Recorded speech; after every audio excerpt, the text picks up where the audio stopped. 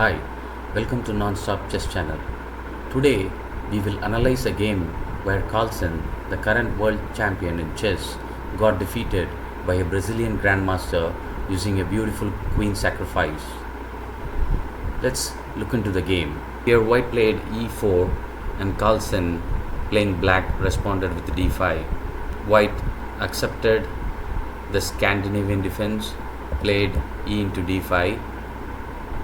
This opening is a Scandinavian defense where the regular e4, e5 or e4, c5 Sicilian is what is played in most of the tournaments. But Carlsen, I guess, wanted to surprise his opponent and played d5. And here Carlsen takes back the center pawn using his queen. In the regular match, I'm sure Carlsen would not have played this defense, since in this opening black gives up a tempo by playing the queen to the center in the beginning. Let us see how his opponent responded. Knight f3. He's playing the knight and developing his king side so he can castle. Bishop g4. Carlsen, we can see, by developing his queen side, is giving a hint that he wants to castle on the queen side.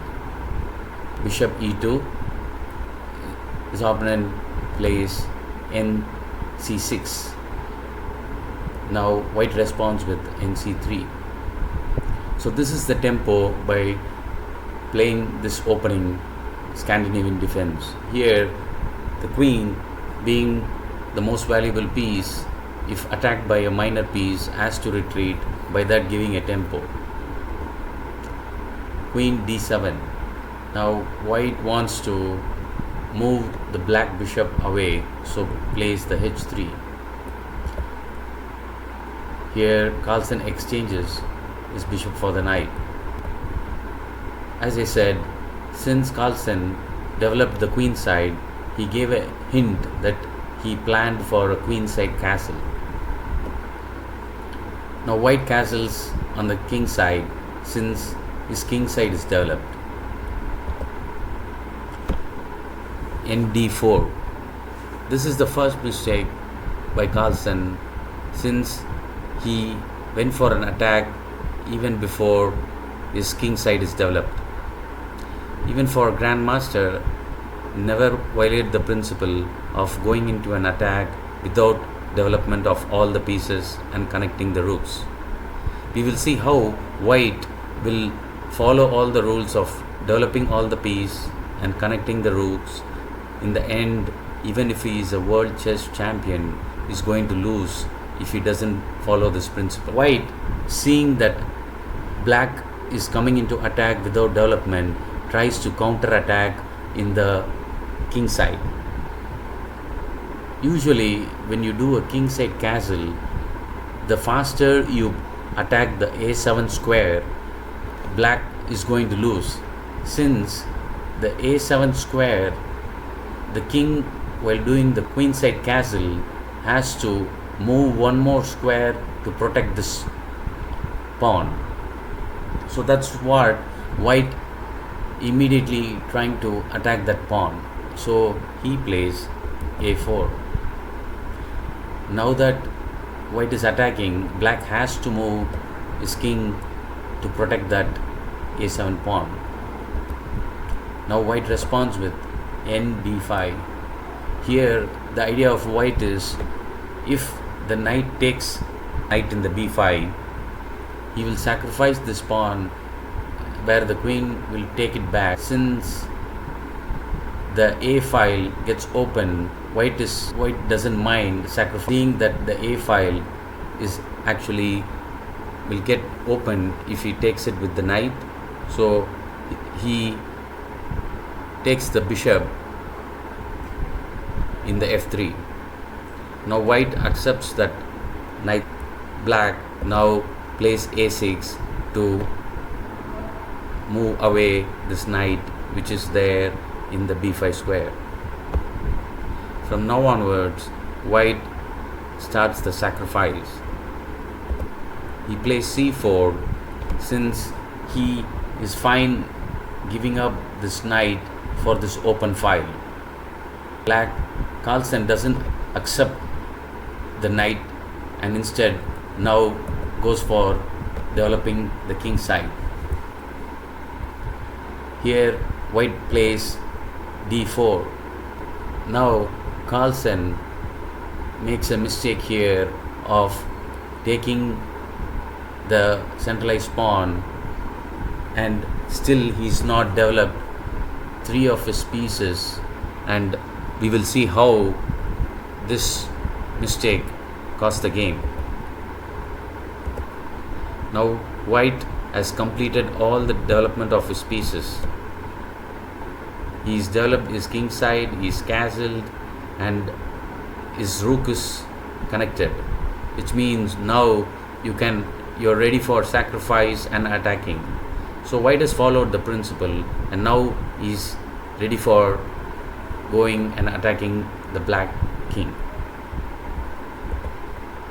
Carlsen now accepts the knight, and it's too late.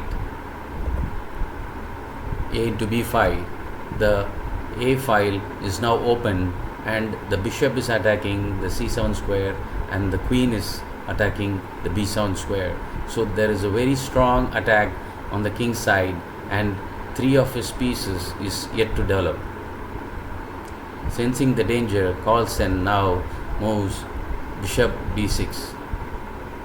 Now white plays rook a2. The idea is to double the rook by playing the rook f1 to rook a1. So once this rook is connected, he can give a checkmate here. Carlsen, now sensing it, moves his queen, but he makes a blunder in this. He moves the queen to f5, thinking he can actually attack this bishop, pin the bishop and get it. But that is a blunder, and let's see how it costs the game. White accepts this bishop and sacrifices it and goes for the rook to double and for the checkmate.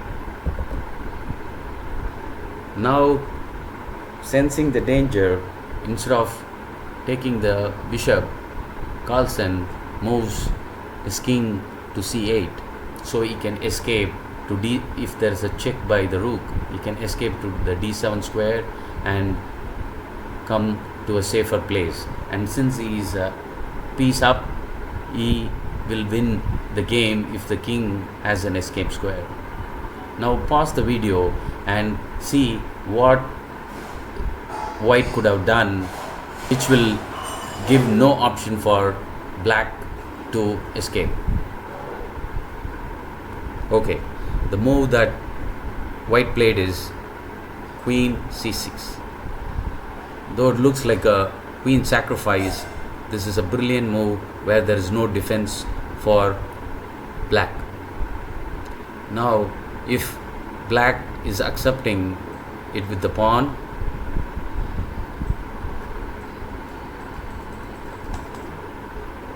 white just have to take that, and now the rook a8 check will not be able to defend. Black can delay by moving the bishop. That is all it can do.